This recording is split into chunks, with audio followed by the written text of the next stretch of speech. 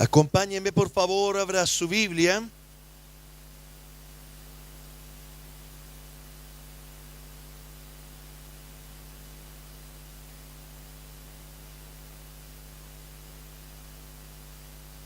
Evangelio según San Juan.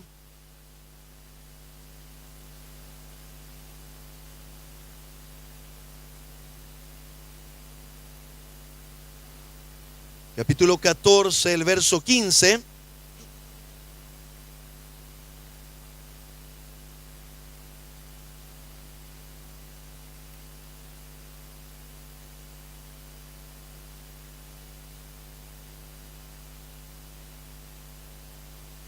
La palabra del Señor dice así: si me amáis, guardad mis mandamientos, y yo rogaré al Padre, y os dará otro consolador, para que esté con vosotros para siempre. El Espíritu de verdad, el cual el mundo no puede recibir, porque no le ve ni le conoce. Pero vosotros le conocéis, porque mora con vosotros y estará en vosotros. Como hemos mencionado anteriormente, el Evangelio de Juan es un escrito, es un evangelio teológico, apologético. Eso quiere decir que Juan lo escribe exponiendo una defensa firme y contundente de la sana doctrina. En un tiempo en el que la iglesia estaba sufriendo de la sana doctrina, había entrado una corriente de herejías dentro de la iglesia, y el apóstol Juan escribe este precioso evangelio que sienta las bases y los fundamentos de la doctrina cristiana, los fundamentos de la iglesia, lo que sostendría la iglesia. Y en esta porción de la escritura que ya hemos mencionado, teológicamente para efectos didácticos, se conoce como el periodo de conferencia. Desde ese momento en el que el Señor está con sus discípulos en el aposento alto y celebra la Santa Cena, el Señor empieza a dar instrucciones a sus discípulos.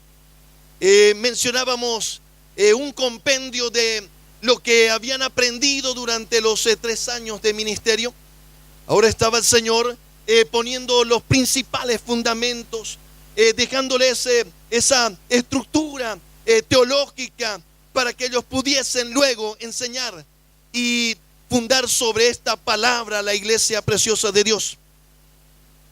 De tal manera que en todo el Evangelio de Juan y en este periodo de conferencia, el apóstol Juan nos hace revelaciones que son importantísimas a tener claras en nuestro corazón, en nuestro entendimiento, mi amado hermano.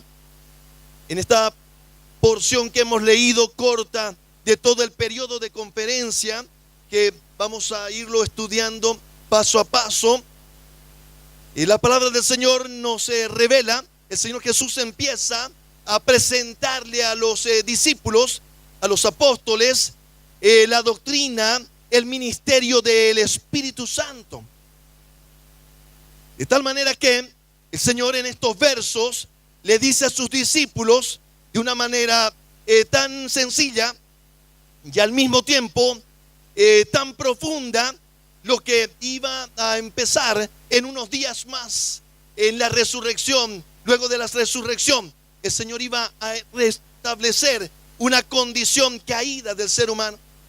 Y permítame, para poder entender algo que vamos a hacer hoy día, de hacer nuestro mejor esfuerzo para poder explicar esto que el apóstol Juan nos está presentando, y se constituye en algo, decíamos, importantísimo para nuestra vida como creyentes.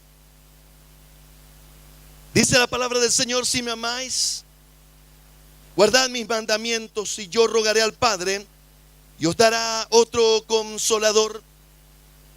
La palabra consolador en el original dice paracletos, Y esa expresión griega tenía que ver con aquel maestro que se encargaba de guiar al discípulo personalmente. Era el guía, era el protector, era el abogado. Se utilizaba también la expresión paracletos para el abogado. Cuando alguien te estaba defendiendo y estaba instruyéndote, estaba intercediendo por ti, era la persona que te guiaba. Permítame decir lo siguiente, mis amados hermanos. Tal vez una palabra un poquito más actual que utilizamos es coach. Esa expresión paracletos tenía algo parecido en su alcance. Era alguien que te estaba presentando las verdades, que te estaba dando todas las directrices para el camino y te estaba dejando también tomar las decisiones. Que tú pudieses saber claramente la verdad y tú tomar la decisión. Pero ya conociendo la verdad, tenías que decidir entre la vida y la muerte. De tal manera que el Señor les dice: yo estos años he sido el paracletos para ustedes. He caminado con ustedes, he sido su maestro, su guía, su abogado. He sido su protector. Pero dice el Señor: pero cuando yo me vaya, yo voy a enviarles el Consolador, el otro Consolador, el Espíritu de verdad. Y aquí la palabra del Señor hace otra declaración teológica importantísima a entender y tener en conciencia. El Señor Jesús, nosotros somos espíritu, alma y cuerpo. El Señor Jesús también estaba en esa condición de humanidad, en espíritu, alma y cuerpo. Pero el Espíritu del Señor Jesús es el Espíritu Santo, el Espíritu de verdad, como dice aquí la palabra del Señor. Y yo quisiera que pudiésemos tomar como base y fundamento en ese ministerio, en lo que empezaba en pocos días, el ministerio del Espíritu Santo, la tercera persona de la Trinidad, de la Deidad, en esa perfecta armonía de Padre, Hijo y Espíritu Santo. Ahora iba a empezar a operar de una manera mucho más protagónica el Espíritu Santo, y que vamos a ir entendiéndola paso a paso conforme vamos estudiando la palabra del Señor. Y dice aquí la palabra del Señor en el verso 17: el Espíritu de verdad, del cual el mundo no puede recibir, porque no le ve ni le conoce, pero vosotros le conocéis, porque mora con vosotros y estará en vosotros. Aquí hay dos momentos. Hemos querido utilizar la expresión momento para poder explicar solamente como un recurso didáctico del ministerio de nuestro Señor Jesús. Voy a puntualizar lo siguiente para luego poderlo explicar más a detalle. La palabra del Señor aquí nos presenta un escenario en la vida de los discípulos muy importante, especial a entender. Les dice: el mundo no puede conocer, no le conoce al Espíritu Santo, no le ve. El sentido de ver no es ver con los ojos, sino está hablando espiritualmente. No tiene comunión con el Espíritu de Dios. Le dice: el mundo y las cosas que están en el mundo no tienen nada que ver con el Señor. Por eso dice la palabra del Señor que nosotros no os hagáis amigos del mundo, dice la palabra, porque os constituiréis en enemigos de Dios. En el mundo están los deseos de los ojos, los deseos de la carne y la vanagloria de la vida. Y la palabra del Señor aquí dice: los discípulos para ese momento, dicen: vosotros le conocéis porque mora con vosotros. Y dice la palabra del Señor: y estará en vosotros. Permítame decirle lo siguiente: en esa categoría teológica, hasta ese momento el Espíritu Santo no venía a morar en las personas. Podía estar sobre las personas, pero no podía estar en la persona. Por eso dice aquí la palabra del Señor: Él mora con vosotros. Y yo quisiera que usted le diga a su hermano que está a su lado: con. Es importante que tengamos teológicamente esto claro en nuestro entendimiento. El Señor estaba con los discípulos. Y el Señor les dice: pero en pocos días va a estar en. Dígale al de al lado: en. Y permítame insistir en entender esta verdad preciosa.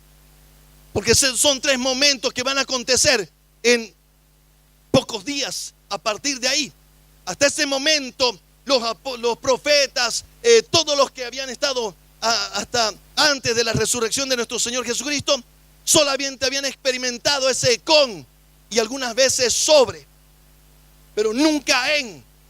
De tal manera que el Señor le dice: el Espíritu Santo está con vosotros, pero pronto estará en vosotros. En Pentecostés ya fue sobre vosotros. Y vamos a ir entendiéndolo paso a paso. Me gustaría que pudiesen ahora tomar atención de lo que la palabra del Señor nos está mencionando. ¿Qué era lo que estaba diciéndole el Señor a sus discípulos que iba a acontecer en pocos días? Era la noche del arresto del Señor Jesús. Cuando le prendieron, dice la palabra, que el Señor les dice: el Espíritu Santo está con ustedes, pero dentro de pocos días estará en ustedes. Ustedes van a ser templo del Espíritu Santo. Ellos todavía no estaban pudiendo comprender lo que acontecía. Vámonos acompáñeme, Evangelio según San Juan, capítulo 11, verso 21, dice así: entonces Jesús les dijo otra vez: paz a vosotros, como me envió el Padre, así también yo os envío. Habiendo dicho esto, sopló y les dijo: recibid del Espíritu Santo. Ese momento que ahora estamos leyendo, el anterior pasaje era: el Espíritu Santo estaba con los discípulos. Esto que acabamos de leer acontece el domingo de resurrección. El Señor se presenta delante de sus discípulos y les dice: Shalom. En un momento voy a explicar con un poquito más gráfico lo que es ese Shalom. Le dice Shalom y luego dice sopló. Esa palabra sopló es enfusao en griego, parece portugués pero es griego. Enfusao, que quiere decir que se está recibiendo algo en ese mismo momento.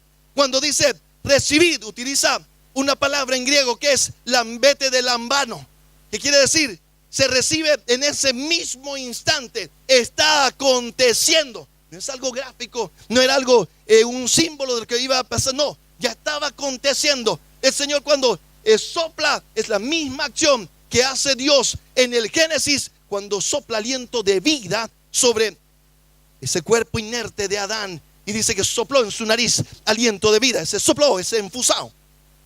De tal manera que ahora me gustaría graficar esto que estamos leyendo. ¿Qué fue lo que aconteció? ¿Qué era lo que estaba pasando ahí? Y yo voy a pedir a mis queridos jóvenes artistas que me acompañen para que podamos graficar esto un poquito más fácil para entenderlo. Vamos a hacer nuestro mejor esfuerzo de poderlo explicar. Esa revelación de parte de Dios, lo que estaba pasando ahí ese domingo de resurrección, cuando el Señor les dice Shalom. Vamos a ahora tratar de graficarlo, qué es lo que estaba aconteciendo, y vamos a ver algunas categorías teológicas, por lo que le pido que usted ponga muy especial atención, porque hoy va a ser muy doctrinal la predicación. Permítame mencionarle lo siguiente. Dice la palabra del Señor que cuando estaban Adán y Eva en el huerto del Edén, y yo voy a resumir, dice la palabra que el Señor les dijo: de todo árbol del huerto pueden comer, pero del árbol del bien y del mal no comerán, porque el día que de él comieren ciertamente morirán. Y lamentablemente Eva se puso a charlar con Satanás, con la serpiente antigua, dice la palabra del Señor, y le dice: no van a morir, sino que van a conocer el bien y el mal y serán semejantes a Dios. ¿Qué es lo que estaba diciéndole el enemigo? Le estaba proponiendo que Adán y Eva pudiesen vivir su vida independientemente, sin la participación de Dios en sus decisiones. Voy a decírselo de nuevo, mi amado hermano, porque muchas veces nosotros decimos: ¿qué le pasó a Adán? ¿Qué le pasó a Eva? ¿Cómo es posible que hubieran caído? ¿Por qué tomaron la manzana? Que no sé si es manzana, hermano. La palabra del Señor dice solo fruta. No sé por qué le ponen cara de manzanita, ¿no? Pero ¿sabe qué, mi amado hermano? Nosotros decimos: ¿qué les pasó? Nos trajeron un tremendo problema para la humanidad hasta el día de hoy.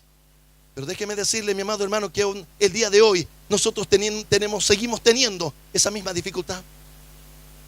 Seguimos tomando la decisión si es que vamos a tomar en cuenta a Dios para nuestra vida y nuestras decisiones, o si la vamos a tomar nosotros independientemente.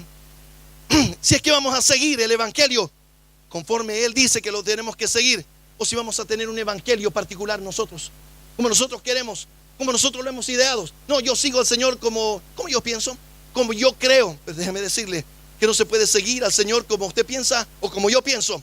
Se lo sigue como Él dejó escrito que se tiene que seguirle. De tal manera, mi amado hermano, que aquel día cuando el Señor dijo que si ellos comían de aquel fruto iban a morir, lo que aconteció en la vida de Adán y Eva fue lo siguiente, mi amado hermano. Dice la palabra del Señor que el ser humano, yo estoy poniéndolo tripartito hoy día aquí, ellos están simbolizando una sola persona, y sus componentes son espíritu humano, alma humana, cuerpo humano. Y los tres son tripartitos: espíritu, alma y cuerpo. La definición teológica del espíritu humano es el componente del cuerpo humano, no material, que tiene la prerrogativa, la condición de poder comunicarse con el Espíritu Santo de Dios. ¿Está bien? El cuerpo humano es el componente material. Dice que que puede impresionar nuestros sentidos. Quiere decir, yo lo puedo tocar, ver, oír, escuchar. Es material. Entonces es tangible, es perceptible. Es el cuerpo humano. El alma humana, ruach, en el hebreo, teológicamente se define como: es la unión resulta de la unión del cuerpo humano y del espíritu humano. ¿Qué quiere decir? Cuando Dios el Padre creó a Adán, dice que sopló en su nariz aliento de vida, ese enfusado. Y entonces dice que en ese momento el espíritu humano vino al cuerpo humano y tuvo vida en ese momento. De tal manera que cuando hubo ahora ya es un ser viviente, dice la palabra del Señor. Entonces fue un ser viviente. Cuando acontece eso, aparece un tercer elemento, que es el alma humana, que resulta de esa unión, de haberse conjugado el espíritu humano y el cuerpo humano. Cuando aconteció eso, aparece el alma del ser humano. En el alma del ser humano se encuentran las decisiones. Ahí es donde se toman las decisiones. En el alma es donde se experimentan las emociones. De tal manera que cuando ellos comieron de aquel fruto y el Señor les dijo que morirían, se afectó esta naturaleza tripartita: espíritu, alma y cuerpo. De tal manera que, dice la palabra del Señor, no les voy a echar guasca, no se preocupen. Se han asustado varios hermanos. Dice la palabra del Señor que cuando ellos comieron del fruto y tomaron aquella decisión de ser independientes de Dios, de ya no estar en comunión con Dios, de vivir su vida ellos autónomos, dice la palabra del Señor, cuando desobedecieron, si usted quiere verlo así, pero eso es el fondo de la desobediencia, que yo quiero hacer, como dicen por mi barrio, lo que me da la gana. Yo quiero hacer lo que me da la gana. Mira lo que voy a decirle, mi amado hermano. La palabra del Señor dice que aconteció lo siguiente: el espíritu humano no fue que desapareció. Cuando dice el apóstol Pablo, estabas muertos en vuestros delitos y pecados, que no tiene espíritu humano el humano, sino que el espíritu del ser humano, la muerte significó que perdió la prerrogativa de comunicarse con el Espíritu Santo de Dios. Shut down. Nosotros en informática decimos: se desactivó. Es como si hubiera apagado algo. es como si estuviera ahí suspendido. Está, pero no está operando, no está funcionando. Ahí hay quedó en la condición del ser humano. Empezó, mire, a cambiar. Ya no era más igual. Ahora ya su espíritu está desactivado. Y dice la palabra del Señor que, y lo vamos a hacer gráficamente, voy a decir así, vamos a empezar con el cuerpo humano. Dice que el cuerpo humano, cuando comieron, la muerte empezó a operar en su vida. No cayeron como pollitos muertos ahí, no, sino que empezó la muerte entró en el ser humano. Desde ese día, los filósofos dicen, cuando hay vida, hay muerte, hablando del ser vivo. Cuando alguien nace, en el mismo nacimiento también la muerte está presente. ¿Por qué? Porque cada momento sus células van envejeciendo hasta que un día vamos a morir. Inescrutable, inevitablemente. La muerte vendrá tan callando, como dice el poeta. De tal manera que el cuerpo humano, su caída perdió, dice, de la palabra del Señor, dice que su caída significó en una caída de su naturaleza. Esa naturaleza pura tuvo una caída. Y dice la palabra del Señor, su naturaleza cambió y se convirtió en una naturaleza pecaminosa.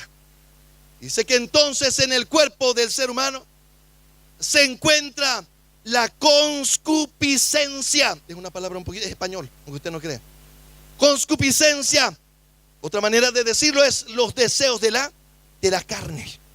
Y manifiestas son las obras de la carne, dice el apóstol Pablo, que son adulterio, fornicación, lascivia, inmundicia, celos, iras, contiendas, disensiones, herejías, blasfemias, borracheras. Dice, y cosas semejantes a estas, acerca de las cuales os amonesto, que los que practican tales cosas no heredarán el reino de Dios. De tal manera que todo eso que acabo de mencionar en Gálatas capítulo 5, dice que vino esa naturaleza sobre el cuerpo del humano.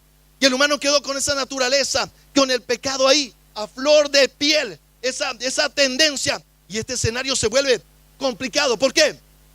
Porque como esta influencia que tenía que ser el lado que tenía que influir positivamente al alma para que el alma tome decisiones correctas, ahora está menguado, está desequilibrado, de tal manera que la carne tiene su mayor exposición y su mayor fuerza en el cuerpo del ser humano.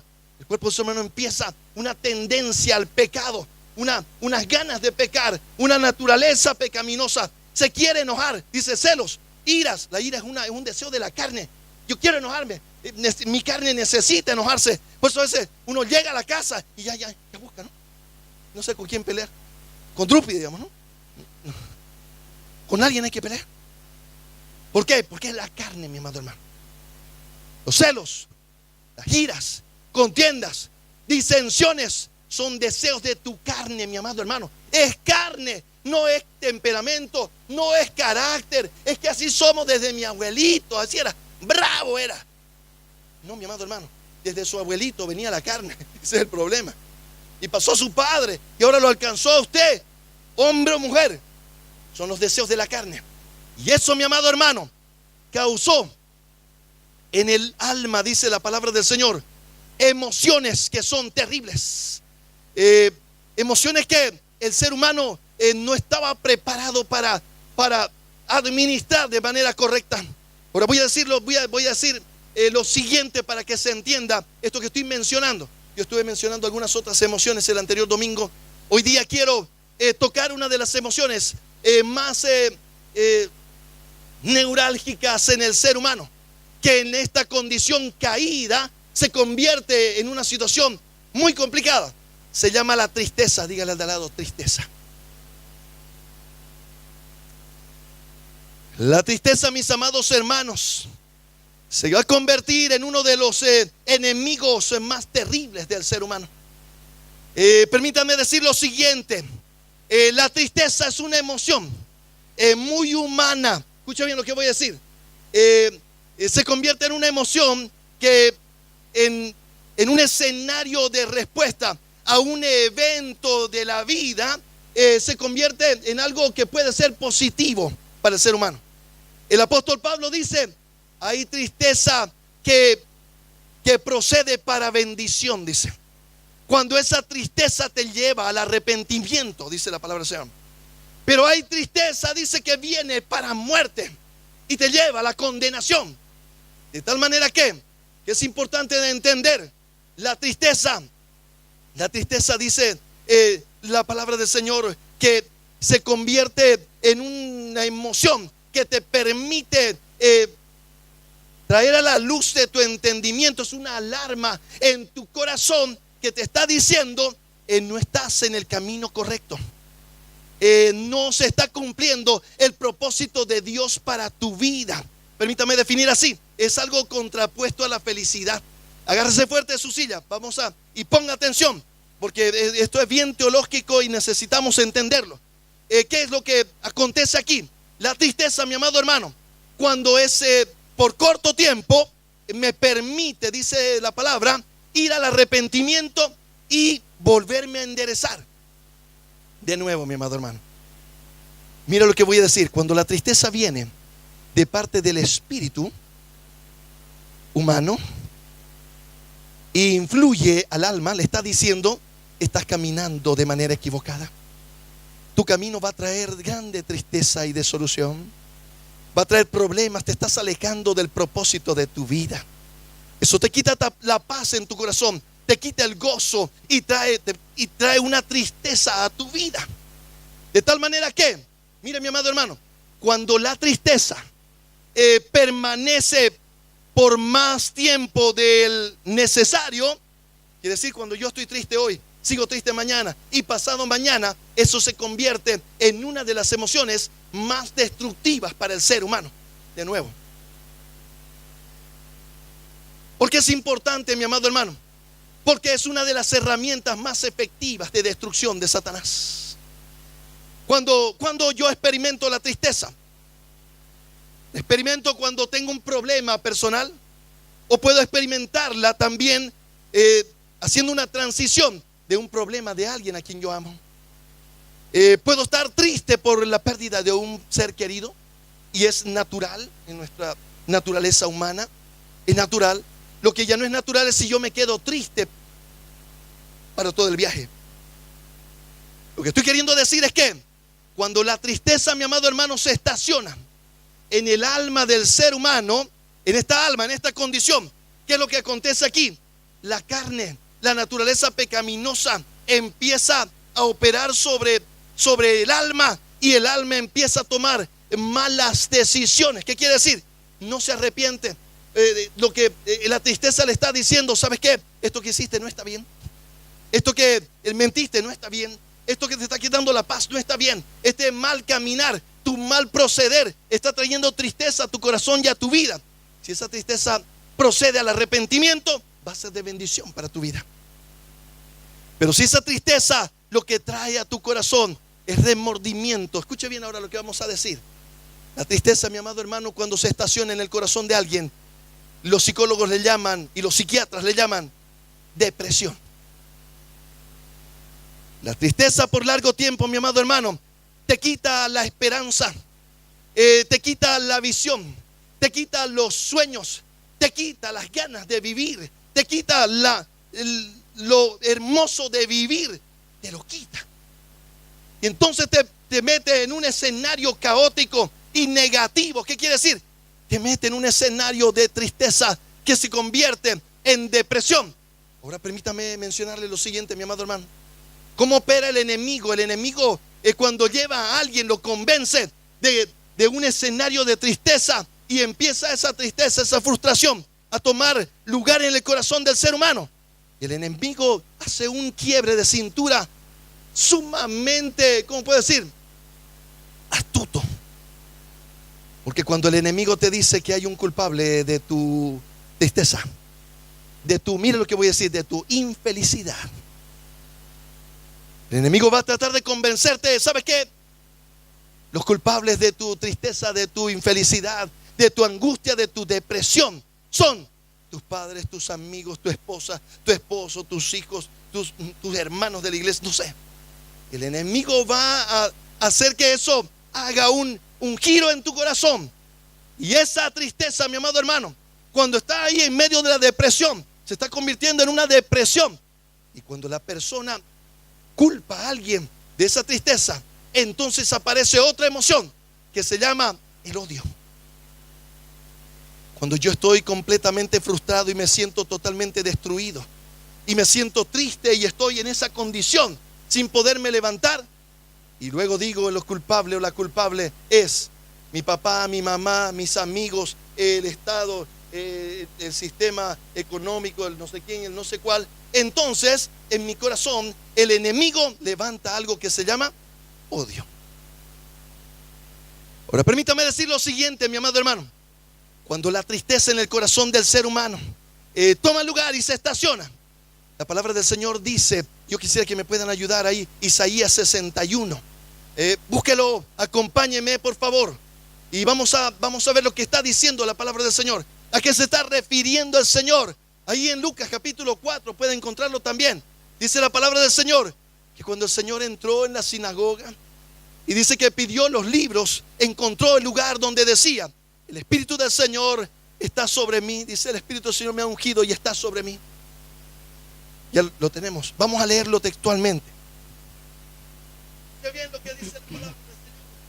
El Espíritu de Jehová el Señor está sobre mí, porque me ungió Jehová, me ha enviado a predicar buenas nuevas a los abatidos, a vendar a los quebrantados de corazón, a publicar libertad a los cautivos y a los presos apertura de la cárcel, a proclamar el año de la buena voluntad de Jehová y el día de venganza del Dios nuestro, a consolar a todos los enlutados, a ordenar que a los afligidos de Sión se les dé gloria en lugar de ceniza, óleo de gozo en lugar de luto, manto de alegría en lugar del espíritu angustiado, y serán llamados árboles de justicias, plantío de Jehová para gloria. Aleluya. Mire lo que está diciendo la palabra del Señor.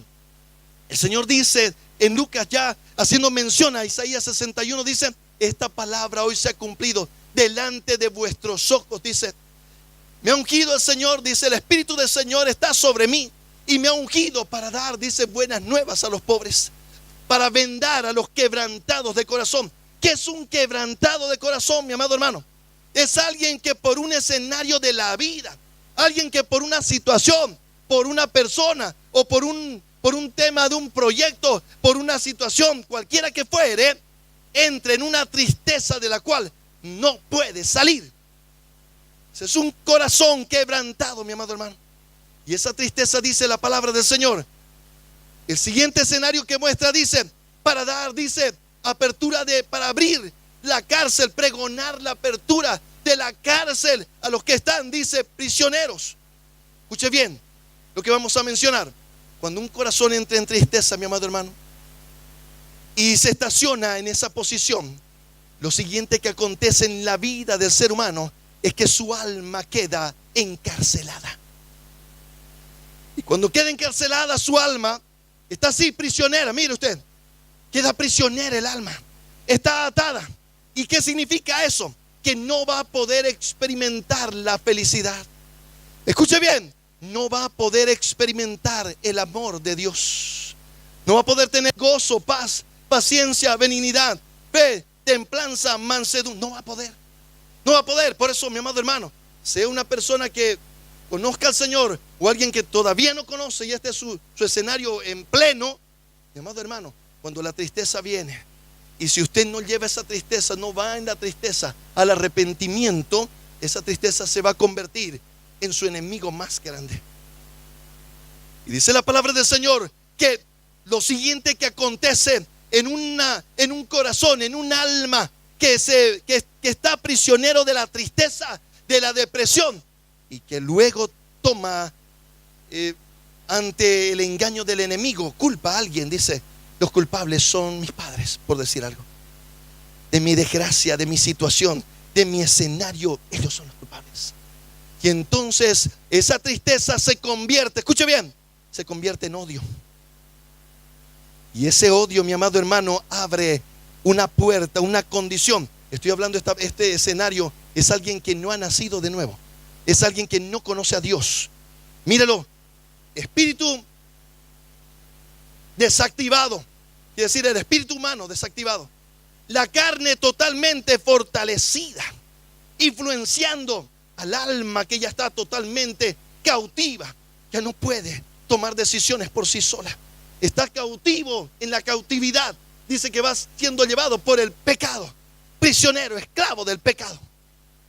Y esa condición del ser humano, mi amado hermano, cuando yo digo el culpable de mi situación es mi socio, mi amigo, mi esposa, mi esposo, mi suegra. También algunos achacan a la suegra, les cuento. Otra vez el hermano, ay, el pastor, casi me aguanté. Así, he frenado. Ya la otra yo creo que me sale.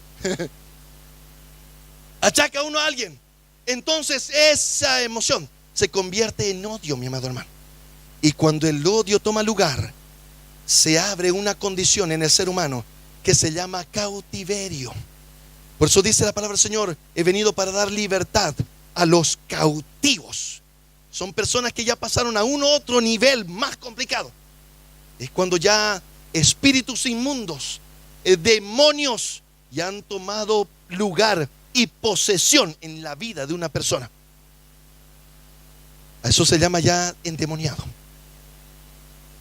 Quiere decir que los espíritus inmundos entraron en esa persona y ahora están haciendo habitación en esa persona, de tal manera que ahí se multiplica exponencialmente el camino del pecado.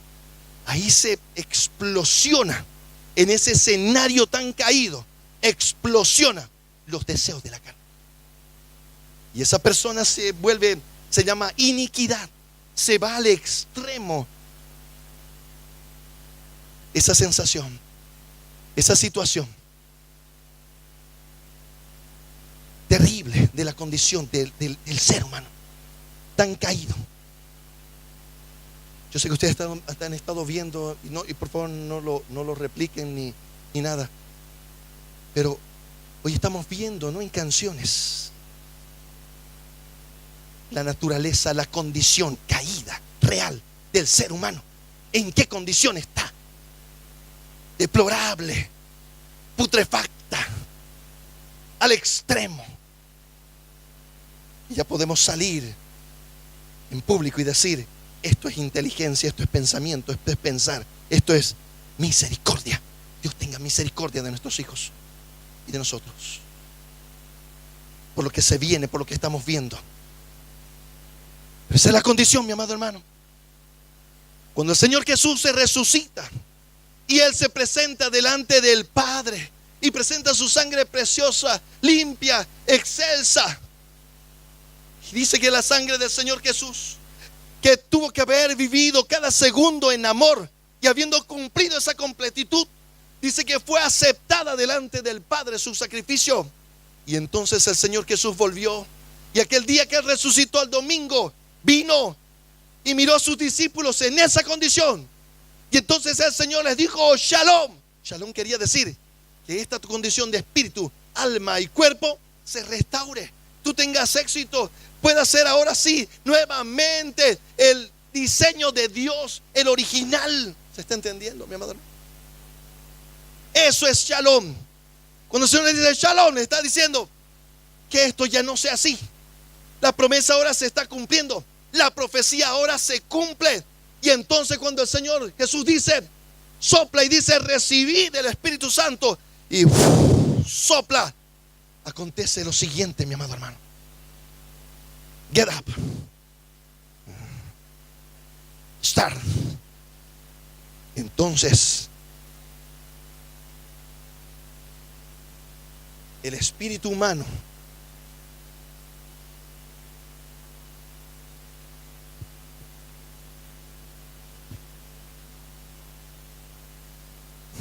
se han asustado estos hermanos.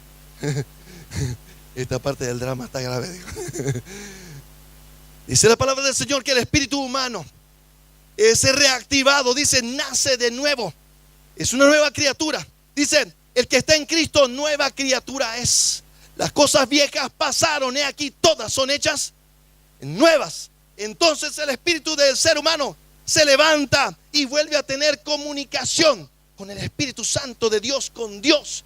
Vuelve a comunicarse y acontece algo maravilloso. Dice que la carne del ser humano shut down. La carne, la naturaleza pecaminosa. Quiero que sepa lo siguiente. Luego lo voy a explicar. Vamos a seguir con estos dramas. Lo vamos a explicar qué es lo que pasa, mi amado hermano. Ella ya es un nacido de nuevo. Esa es la figura del nacido de nuevo. Es libre en su alma, libre en su espíritu. Y ahora quiero decir algo teológico. Mi amado hermano, cuando alguien, como dice la palabra del Señor, el que está en Cristo, en nueva criatura es. Las cosas viejas pasaron, y aquí todas son hechas nuevas. No hay, mi amado hermano, que te van a hacer liberación en cómodas cuotas, en un año, en 5 encuentros, no sé cómo es la historia. Pero ¿sabe qué, mi amado hermano? La palabra del Señor dice: si el Hijo os libertare, seréis verdaderamente libres. Gloria a Dios, mi amado hermano. Denle un aplauso al Señor. De tal manera que cuando el Señor sopló, dice la palabra del Señor, que ahora aconteció eso que hemos leído. El Espíritu Santo que estaba con ellos, ahora viene a habitar en ellos. Dentro ahora de este cuerpo, de esta persona, viene el Espíritu Santo y empieza a morar en él. Y ahora es templo del Espíritu Santo, el cuerpo humano.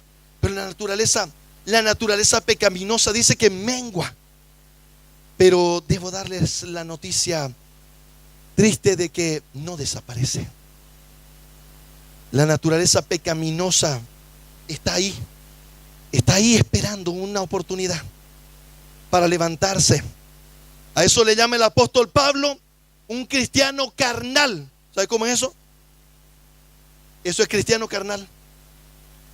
Libre, con su espíritu activado, su alma libre, su cuerpo y su carne, dice, también están activadas. Entonces es un cristiano, un creyente carnal. ¿Por qué? Porque siendo hijo de Dios sigue viviendo en el pecado. Eso se le llama carnal. Y dice la palabra del Señor que no hay permanencia. Llega un momento en la vida que lamentablemente eso no se puede sostener. No puede permanecer para siempre. Va a llegar un momento en que eso va a ser insostenible. Y dice: yo voy a perder mi salvación. Shut down. Ese es el escenario ideal. Mira lo que voy a decir ahora, mi amado hermano. Cuando la tristeza aparece en el anterior escenario en el que estábamos, muchas veces queremos resolverlo. Escuche bien lo que voy a decir, es muy teológico. Muchas veces nosotros queremos resolver el problema desde la carne, desde acá, desde el cuerpo. Entonces, cuando alguien está triste, ¿qué hace un médico?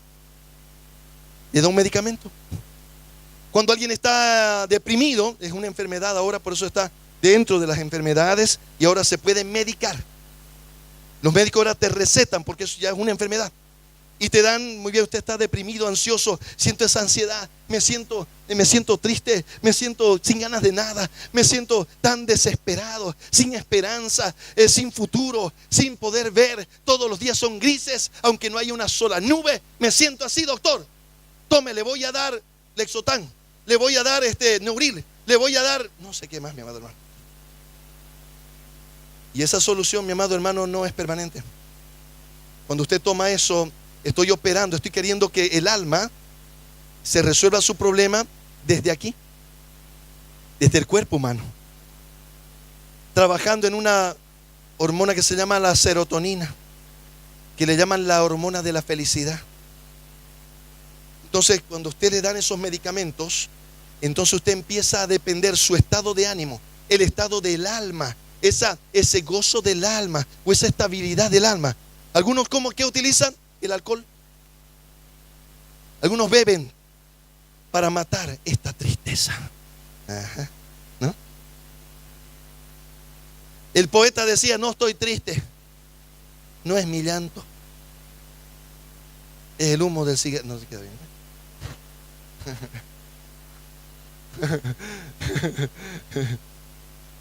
¿Sabía usted que el cigarrillo también es un estabilizador de... La gente fuma y por eso son tan... apagan uno prendiendo el otro. ¿Por qué? Porque la nicotina eleva ese estado del alma, anímico. Otros toman el alcohol, otros toman la droga, otros toman la marihuana, otros toman a lo que se les cruza, mi amado hermano. ¿Por qué? Porque su alma está prisionera, está muerta, está sufriendo, mi amado hermano. Pero ¿sabe qué dice la palabra del Señor? Y luego vamos a explicarlo en un tiempo muy específicamente, poder explicar esto.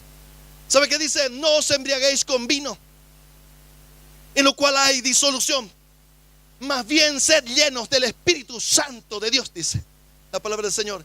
¿Sabe qué está diciendo el Señor? Miren, voy a decir así. Dice la palabra del Señor que esa estabilidad del alma no debe venir de este lado. Debe venir ¿de dónde? De este lado de aquí, del Espíritu.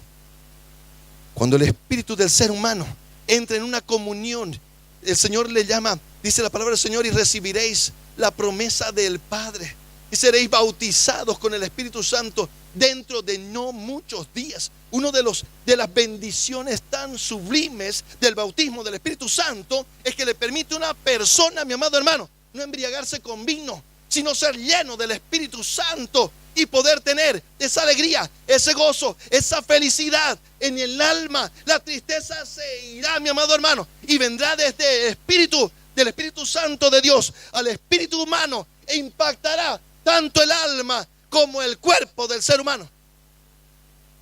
Gloria a Dios, mi amado hermano.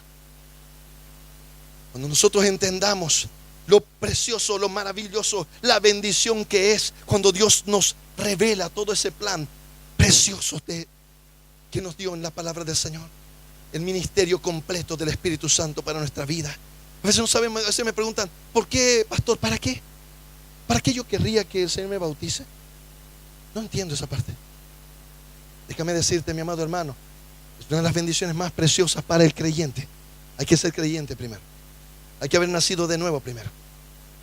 Pero una de las bendiciones más grandes es que, como dice la palabra del Señor, que se ordene, dice, que a los hijos de Sión, en vez de un espíritu enlutado, quiere decir triste, deprimido, se les dé un manto de gozo, un óleo de alegría. Entonces serán llamados árboles de justicia, plantíos de Jehová, para la gloria suya. ¿Sabe qué, mi amado hermano? No importa las circunstancias, no importa si hay problemas, no importa qué haya al frente, mi amado hermano. Cuando tú te fortalezcas en Dios, cuando tú entiendas lo que dice el profeta, cuando dice, en su presencia hay plenitud de gozo, delicias a la izquierda, delicias a la derecha. Otro de los profetas decía, el gozo del Señor, mi fortaleza es. Y su gozo sin medida, Él nos da. ¿Sabe qué, mi amado hermano? Cuando nosotros entramos así en su presencia, encontramos ese gozo y esa fortaleza. Encontramos el consuelo, que podemos salir de la tristeza sin necesidad de ningún otro elemento. Señor amado, te doy gracias. Póngase de pie, por favor. Gracias. Voy a pedir, por favor, a los pastores y líderes me ayuden a compartir los elementos de la Santa Cena.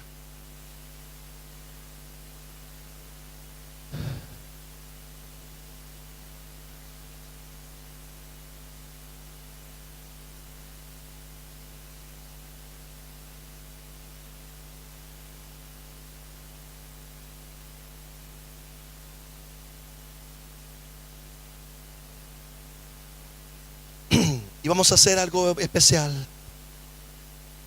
Mientras usted recibe el elemento de la Santa Cena, disponga su corazón delante de Dios para participar de la mesa del Señor y hacerlo dignamente. Me gustaría poder hacer algo especial esta mañana. Hoy mismo es cumpleaños de una de las lidercitas del ministerio de adolescentes, Valentina. Voy a pedirle que pase. Venga, princesa.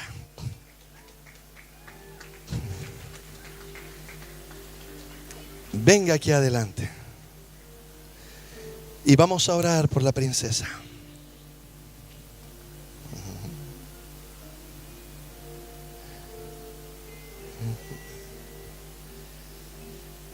Acompáñame en esta oración. Padre amado, yo te doy gracias, Señor amado, por la vida de Valentina, Señor. Te doy gracias por este año, Señor, que tú le has concedido, Señor, vivir. Ha sido un año, Señor, creciendo en el conocimiento tuyo, sirviéndote como líder en tu casa, Señor amado. Siendo una bendición, Señor, para sus compañeros de batalla, para nosotros, Señor, como sus pastores y maestros, Señor amado.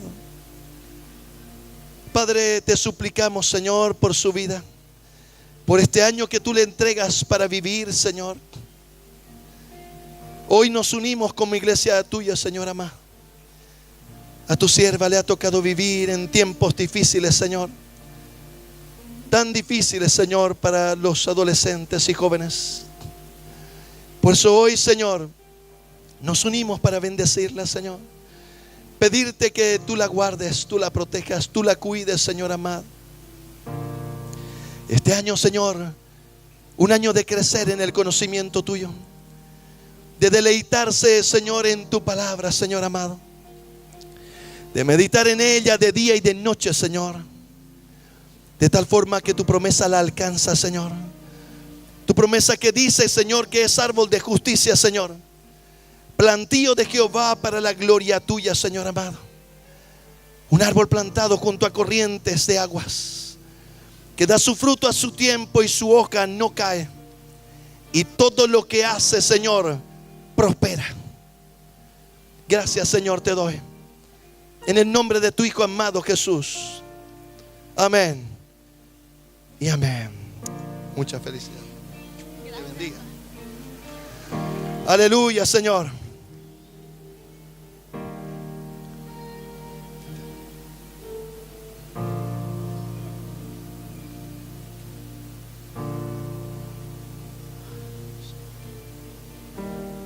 Aleluya, Señor.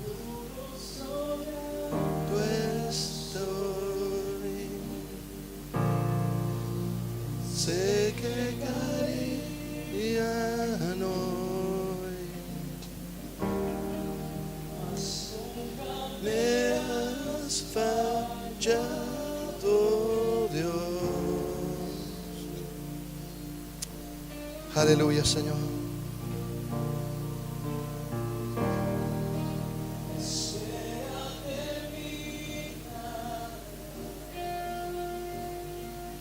Así, Señor amado, que en ti ya nunca me has fallado, Dios. Dígaselo al Señor.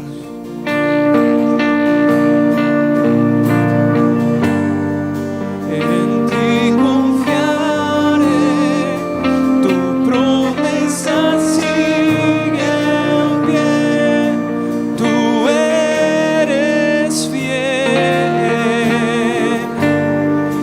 Confiado andaré, en tus manos estaré,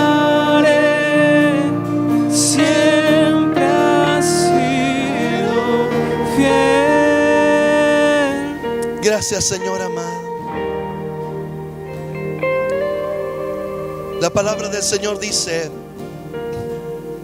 que la noche que el Señor fue entregado, tomó pan y habiendo dado gracias, Él lo partió.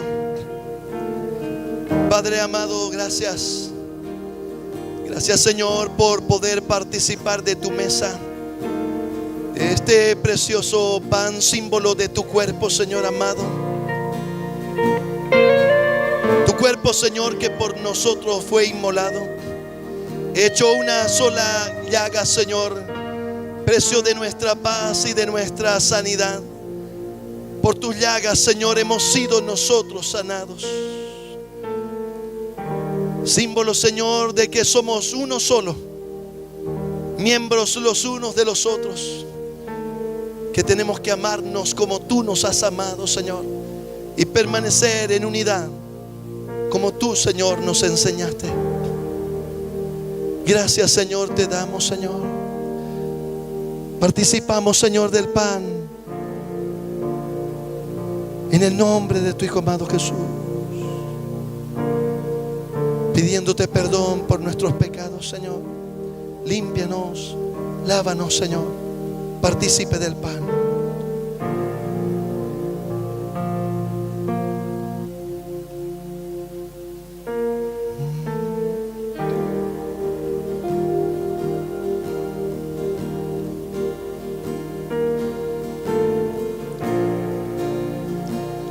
Asimismo, dice la palabra del Señor, tomó también la copa después de haber cenado y le dijo a sus discípulos: esta copa es símbolo del nuevo pacto en mi sangre, que por vosotros es derramada. Pacto que dice que Él nos ha adoptado como hijos suyos para cuidarnos como solo el Padre Celestial puede cuidar. Pacto que dice que debemos reconocer que Él es soberano, todopoderoso, que para Él no hay nada imposible, que debemos caminar delante de Él y ser perfectos. Padre amado, lávanos, Señor, con tu sangre preciosa. Límpianos de toda maldad, te lo suplicamos, Señor. Participe de la copa de la gracia.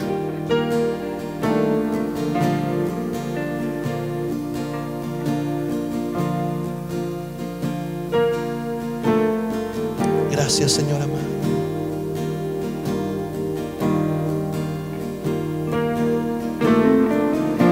Esa misma actitud de reverencia, en esa misma actitud de adoración al Señor, como dice su palabra, dice que nos presentemos delante de Él con nuestros diezmos, con nuestras ofrendas, como usted propuso en el corazón, dice su palabra, no con tristeza, no por necesidad, porque Dios ama al dador alegre, sino porque reconocemos de que Él ya nos dio todo, nos dio el pan, nos dio el abrigo, nos dio el sustento, nos da el cuidado día a día. Por eso queremos, con una actitud de generosidad, de amor, de ofrenda, traer al alfolí, como dice su palabra, para que haya alimento en su casa, para cumplir todos los compromisos que la iglesia tiene, con agrado, con una actitud de reconocer que Él ya nos bendijo. Y queremos pedir en esta hora de que Él pueda suplir a cada necesidad que mis hermanos tienen, que Él sea propicio para bendecirnos en este nuevo mes que comienza, que las deudas puedan ser cumplidas, que los pagos puedan ser hechos, para que nuestro nombre no sea avergonzado, que haya alimento en la mesa, que haya el sustento y el abrigo en la casa. Que Dios bendiga el consultorio, bendiga el taller, bendiga la tierra, bendiga el empleo, bendiga las manos de mis hermanos, que sean 10 veces mejor, 10 veces más productivos, porque así dice su palabra, es una promesa, que Él nos va a bendecir con toda bendición espiritual, hasta que sobre y abunde, dice su palabra. Por eso te damos gracias, Señor. Por eso te alabamos y por eso te adoramos. Porque tú eres bueno y misericordioso. Porque tú eres clemente, porque tú eres amoroso con cada uno de nosotros. Recibe toda la gloria, toda la honra y todo el honor. En el nombre de Jesús. Amén y amén. Dios me los bendiga. La paz del Señor con cada uno de ustedes.